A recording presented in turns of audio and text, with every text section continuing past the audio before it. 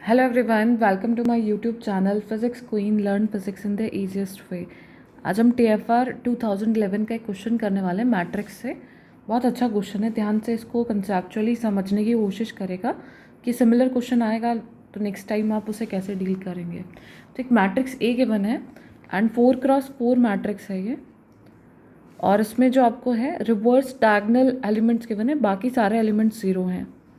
And you have to find out the trace of a real 4x4 matrix U equals to exponential A। एक दूसरी matrix है U जो कि equal है exponential of A, उसके आपको ट्रेस वैल्यू जो है वो फाइंड आउट करनी है। ऑप्शंस के बने इनमें से एक करेक्ट आंसर होगा। तो ऐसे क्वेश्चंस को जब भी आपको डील करना हो ना, तो आपको ये पता है कि जो आप U लिख रहे हैं that is exponential of A, और एक्सपोनेंशियल ऑफ ए को आप क्या लिख सकते हैं, यदि आप मैट्रिक्स की फॉर्म में इसको एक्सपेंड करते हैं then it is I plus A square by factorial 2 and A cube by factorial 3 and so on. ये इसका एक्सपेंशन हो जाएगा एक्सपोनेंशियल ए का। यहाँ पर अभी हमें क्या करना है, ए मैट्रिक्स गिवन है तो हमें ए स्क्वायर और सारी वैल्यूज़ निकाल लेनी है, और यदि हम इसका ट्रेस ले लेते हैं तो ट्रेस हम डायरेक्टली ऐड कर सकते हैं सारी वैल्यूज़ का, तो डायरेक्ट हमें यहाँ पर ट्रेस वैल्यू जो है एक्सपोनेंशियल ए के लिए मिल जाएगी। तो उसके लिए हम लोग को पहले ए स्क्वायर फाइंड आउट करना होगा।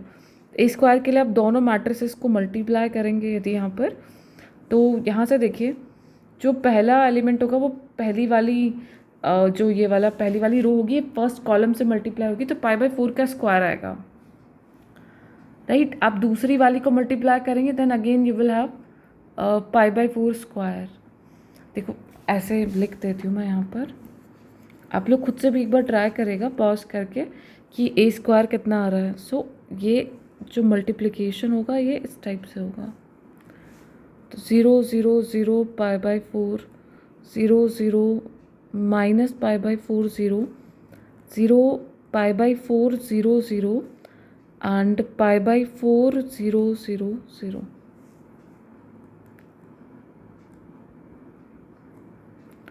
ज़ीरो ज़ीरो माइनस π/4 एंड 0,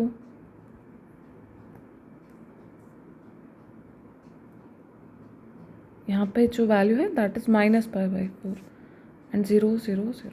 देखिए मल्टीप्लिकेशन जब आप कर रहे हैं इसका, यहाँ कर देती हूँ मैं, तो फर्स्ट टर्म में आ रहा है माइनस π/4 का स्क्वायर, और जो दूसरा वाला आपका ये मल्टीप्लाई होगी इस वाली वैल्यू से, देन आपको यहाँ पर एक π/4 है तो माइनस π/4 यहाँ भी मिल जाएगा, और बाकी सब जगह 0 0 0 0 0 0 ऐसे आपको वैल्यूज़ मिलती जाएंगी। एंड यहाँ फिर से सॉरी माइनस आउटसाइड रहेगा बिकॉज निगेटिव वैल्यू आपको यहाँ पे मिलने वाली है।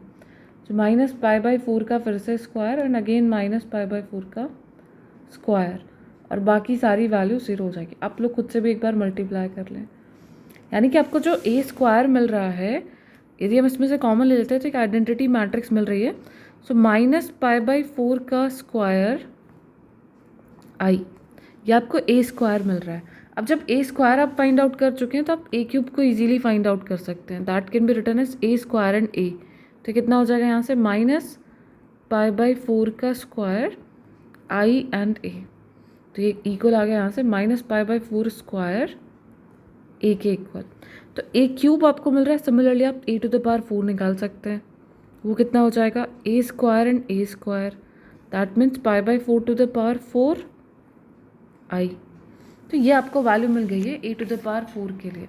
अब जो u का जो एक्सपेंशन था एक्सपोनेंशियल a का, उसमें हम सारी वैल्यूज पुट कर देते हैं, तो ये हो गया i plus A square by factorial 2 A cube by factorial 3 and so on. तो हम वे वैल्यूज जब पुट कर रहे हैं then we are getting I plus A की जगह ए स्क्वायर की जगह माइनस π/4 का स्क्वायर आई,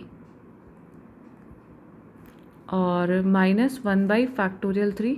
अब ये आई जो है ये 4x4 मैट्रिक्स है, आइडेंटिटी मैट्रिक्स, यूनिट मैट्रिक्स, तो इसके सारे एलिमेंट्स 1 हो गए। यानी हम इसके ट्रेस की बात करें तो इस आई का ट्रेस होगा 4।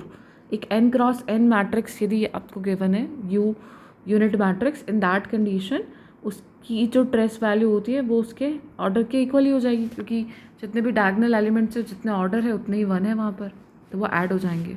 एंड -1/3 π/4 का square and a and so on, again आगे वैल्यूज चलती जाएंगी।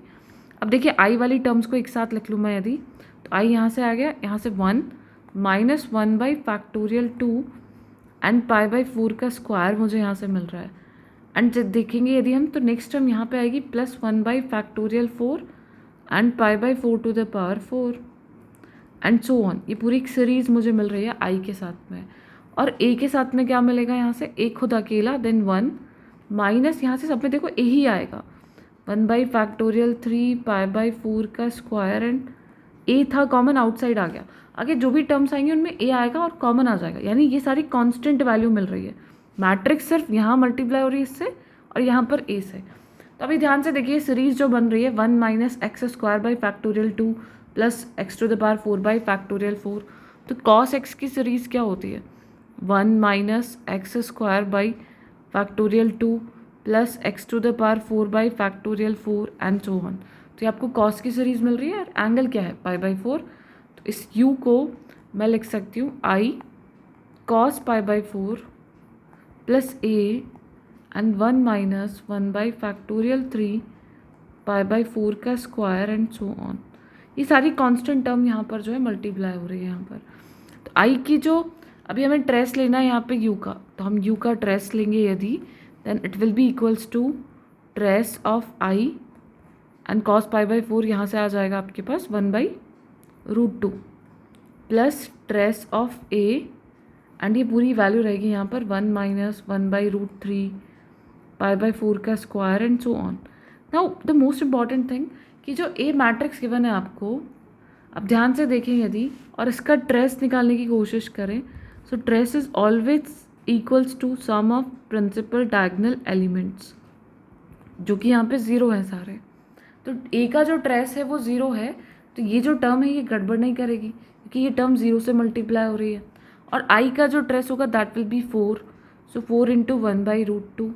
तो यहाँ से यू का ट्रेस कितना आ गया आपके पास 2√2, that will be your answer.